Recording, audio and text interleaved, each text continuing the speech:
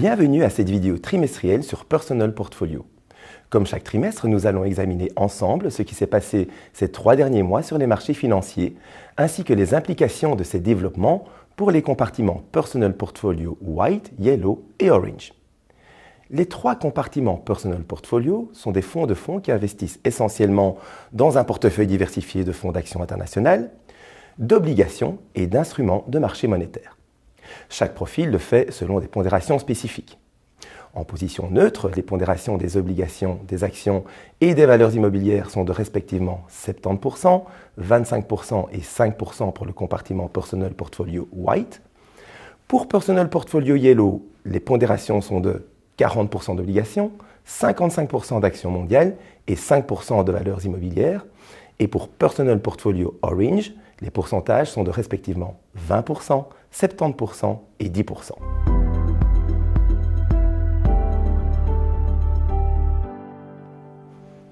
Au troisième trimestre, tant les actifs risqués que les obligations d'État sûres ont affiché des solides rendements, en dépit d'une nouvelle escalade dans le conflit commercial entre les États-Unis et la Chine. D'autres risques politiques, tels que le Brexit et la crise gouvernementale en Italie, ont également occupé le devant de la scène et ont par conséquent entraîné de l'incertitude sur les marchés.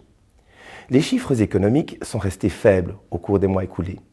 L'économie a probablement entamé la phase suivante de ralentissement de la croissance mondiale. Après le net repli de la confiance des entreprises, la confiance des consommateurs commence aussi à se détériorer ici et là. Les banques centrales continuent toutefois à mettre tous leurs moyens en œuvre pour soutenir l'économie et ont appelé les gouvernements à agir également en menant une politique budgétaire expansive. Dans ce contexte, les actions mondiales ont progressé de 4,4% en euros. Les actions japonaises et américaines ont affiché les meilleures performances, tandis que les actions européennes et des marchés émergents sont restées à la traîne. Les valeurs immobilières ont pour leur part gagné 9,4%. La hausse des risques politiques et les doutes accrus en matière de croissance ont entraîné une poursuite du rebond des obligations d'État. Le taux allemand à 10 ans a ainsi atteint un nouveau plancher historique de moins 0,7% pour clôturer finalement à moins 0,6%. Le papier d'État italien a très bien performé. Globalement, les obligations d'État en euros ont progressé de 3,8% au troisième trimestre.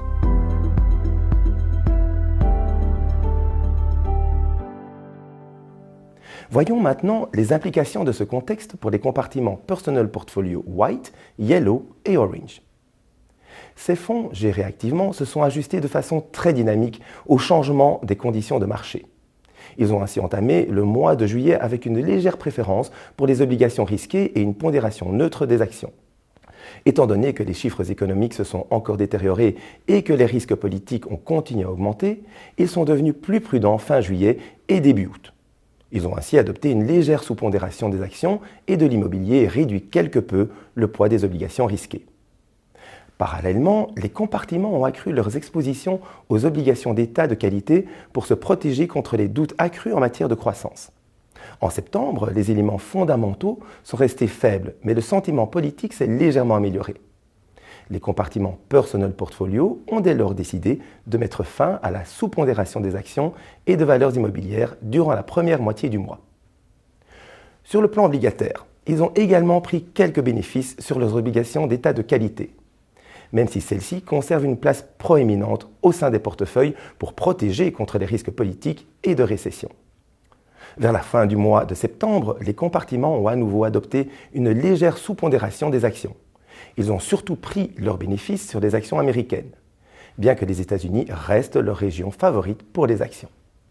Ceci se traduit comme suit pour les 3 compartiments White, Yellow et Orange.